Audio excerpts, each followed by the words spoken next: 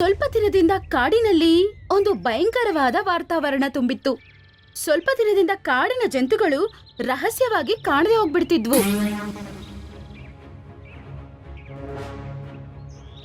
ಕಾಡಿನ ರಾಜ ಆದ ಲಯನ್ ಇದ್ರ ಬಗ್ಗೆ ಯೋಚನೆ ಮಾಡಿ ಮಾಡಿ ತುಂಬಾನೇ ಬೇಜಾರಾಗ್ಬಿಟ್ಟಿದ್ರು.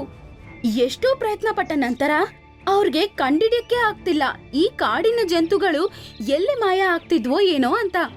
ನಮ್ಮ ಈ ಪ್ರೀತಿಯ ಕಾಡಿನಲ್ಲಿ ನಮ್ಮ ಫ್ಯಾಮಿಲಿಯವರು ತುಂಬಾ ದಿನದಿಂದ ಮಾಯ ಆಗ್ತಾ ಇದ್ದಾರೆ.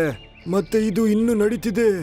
ತುಂಬಾ ಹುಡುಕಿದ್ರು ಕೂಡ ಇದ್ರ ಬಗ್ಗೆ ನಮಗೇನು ಗೊತ್ತಾಗ್ತಾ ಇಲ್ಲ. ನಾನೀಗ ನಿಮ್ಮ ಹತ್ರ ಏನ್ ಕೇಳ್ತಾ ಇದ್ದೀನಿ ಅಂದ್ರೆ ಏನಾದ್ರೂ ಐಡಿಯಾ ಇದ್ರೆ ಹೇಳಿ ಅಂತ. ಅದ್ರ ಬಗ್ಗೆ ಆಲೋಚನೆ ಮಾಡೋಣ.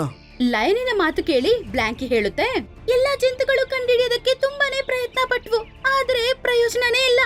ನನ್ನ ಪ್ರಕಾರ ನಮ್ಮ ಮನೆ ಬರಹ ಹೆಂಗಿದ್ಯೋ ಹಂಗೆ ನಡೆಯುತ್ತೆ ಅಂತ ಅನ್ಕೊಂಡು ಬಿಡ್ಬೇಕು.